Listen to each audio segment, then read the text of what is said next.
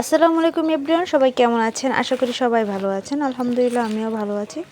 তো অনেক দিন পর হচ্ছে এরকম টাটকা টাটকা শাক রান্না করব আজকে। তো এই শাকগুলো কিন্তু আমরা নিজের বাসাতেই করে থাকি, যদিও বা এই বাসাতে না, আরেকটা বাসা আছে সেখানে। তো আমার হাজব্যান্ড লাগাইছিল, আর শাকগুলো দেখতে এত সতেজ আর এত সজীব আর এত সুন্দর, কি বলবো। তো শাকের সাথে হচ্ছে ধনিয়া পাতা নিয়ে আসছিল অনেকগুলা। তো আমি সুন্দর করে কুটে বেছে নিয়েছিলাম, আর এখানে হচ্ছে ভাত বসিয়ে দিয়েছি। ভাত হয়ে গিয়েছে, এই কিছুক্ষণ পরেই হচ্ছে কমপ্লিট হয়ে যাবে। আর হচ্ছে আমি অনেকগুলো তরকারি আগে রান্না করে ফেলেছি, শুধু এখন শাক আর হচ্ছে ভাতটাই রয়ে গিয়েছে। তো আমি কি কি রান্না করছি সব কিছু আপনাদের সাথে আজকে শেয়ার করলাম।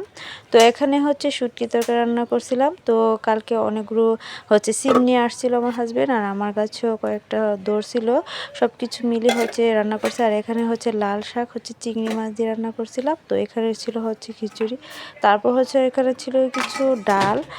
তো বেঁচে গিয়েছিল কালকে রাত্রে ডাল, তো কেউ খায়নি, হয়তো বা ফেলে দিতে হবে।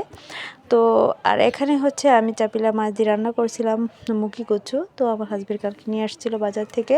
তো অনেক এক্সাইটেড ছিলাম যে অনেক ভালো হবে, হয়তো মজা হবে, প্রশংসা পাবো, কিন্তু দুর্ভাগ্যজনক আমি ভাপ দিতে ভুলে গিয়েছি আর এভাবে রান্না করে ফেলেছি। এজন্য হচ্ছে কম সিদ্ধ হয়েছিল, আর খেতে আমার হাজবেন্ড একটু হচ্ছে নাক কুচকিয়েছিল আর কি, বলছিল যে বেশি ভালো হয়নি। যাই হোক, তো এখানে নিয়ে আসছিল হচ্ছে মিষ্টি আলু, জানি না কোন কোন এলাকায় হচ্ছে কি নামে পরিচিত এই আলু। তো এই আলু হচ্ছে মাটির নিচে হয়ে থাকে সাধারণত, আর আমরা এটিকে হচ্ছে বলি মিষ্টি আলু, যেহেতু মিষ্টি মিষ্টি লাগে এই আলু।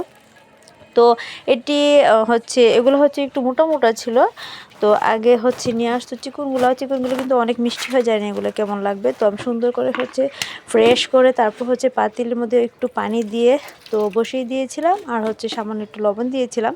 লবণ দিলে হয় কি একটু ভালো লাগে। তো আমি এখন হচ্ছে আগুন ধরিয়ে নিব, যদিও বা হচ্ছে মাটির চুলে একটু পরে পরে নিভে যায় আগুন, তবুও মাটির চুলা রান্না করতে অনেক ভালো লাগে। আর এই আলুগুলা হচ্ছে আমরা ছোটোবেলা অনেক খেতাম, কিন্তু এখন আর সেরকমভাবে খাওয়া হয় না, অনেক দিন পর হচ্ছে নিয়ে আসছে।